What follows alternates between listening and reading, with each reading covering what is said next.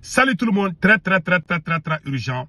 Aujourd'hui, mardi 10 février 2026, les chauffeurs des camions de citernes de carburant ont décidé de ne plus conduire les citernes de carburant jusqu'à ce que les autorités maliennes aillent chercher les corps de leurs camarades qui ont été ripés par les terreaux.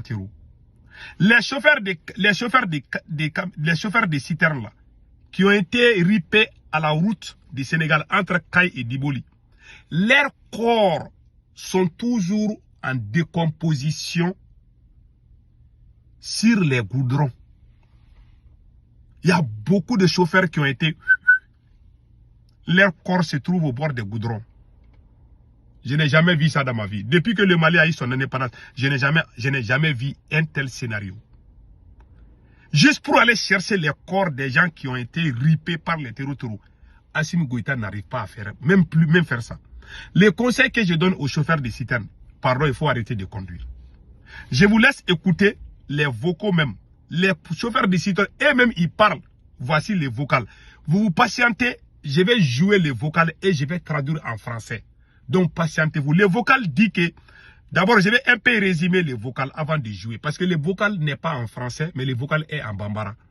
Donc, dans ces vocales-là, les chauffeurs ont décidé qu'ils ne vont plus travailler. Que c'est la honte que beaucoup de chauffeurs soient ripés par les terreaux et que les autorités n'arrivent même pas à trouver leur corps. Ils ne vont plus conduire les camions de citernes. Il y aura crise de carburant. Nous demandons à tous les habitants d'aller chercher les carburants. Parce qu'il y aura crise de carburant. Ils ont décidé de... Je ne sais pas s'il y aura une entente quand même. Pour le moment, c'est la décision. Donc, écoutons. Groupe Sénacor Info, Mali Kono Ani Mali Foka, Amé Sénacor Malini, Aparakenyon, Bella Jelenfo. Amé février Kaloda, Yukonato, Sambafla, Ani Moua, Ani Durusa. Awa Kakeni, Awa Lajara Munkara, Sénacor Malika, Jawala Bibamoko, Manabou, Amerikala. Voilà. Tous les chauffeurs ont fait une réunion aujourd'hui, lundi 9 février 2026, à la mairie de Banakambougou.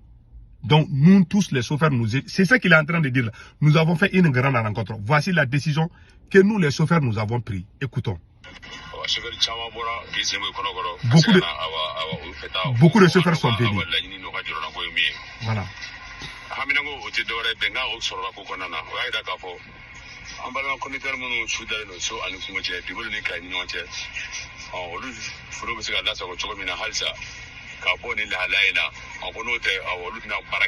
Voilà.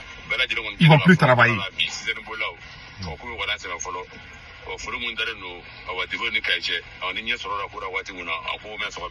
Ils ont décidé de ne plus travailler. Tous les camions, tous les conducteurs de citernes, ils ne vont plus travailler. C'est ça leur décision. Ça ne vient pas de moi. Hein. Ce sont eux-mêmes qui ont fait circuler ces vocales-là. Beaucoup de gens n'ont pas ces vocales-là. Hein. Moi, j'ai réussi ça il y a quelques minutes seulement. Écoutons les restes.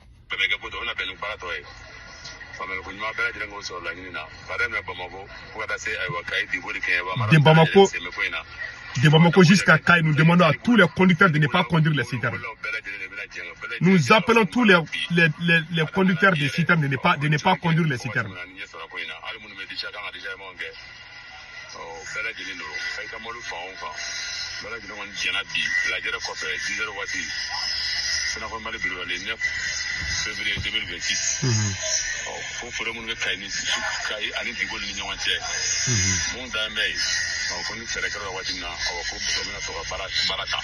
Que c'est vraiment incroyable.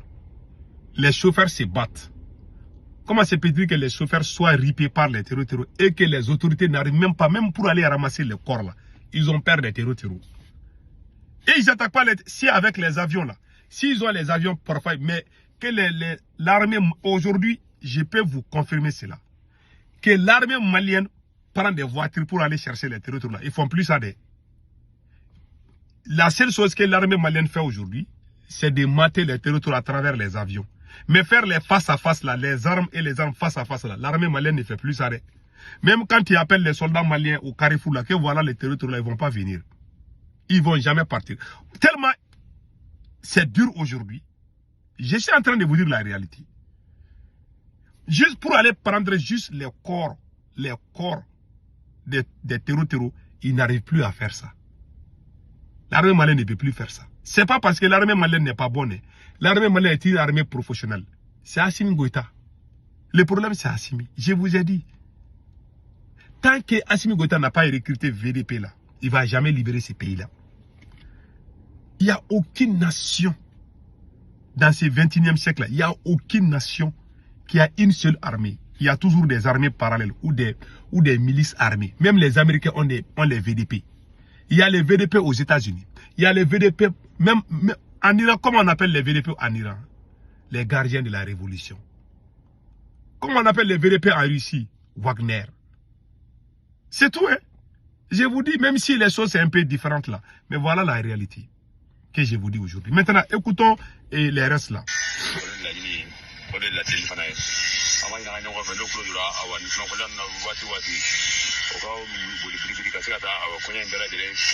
Nous demandons à tout le monde de respecter, de ne pas conduire.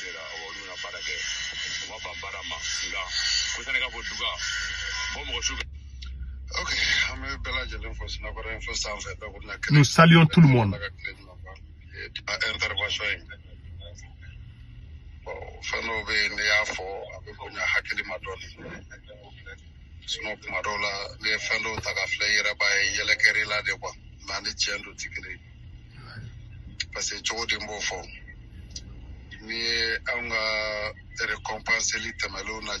La façon dont nous on a été récompensés par les autorités, c'était honté. Voilà. Précisément, voilà.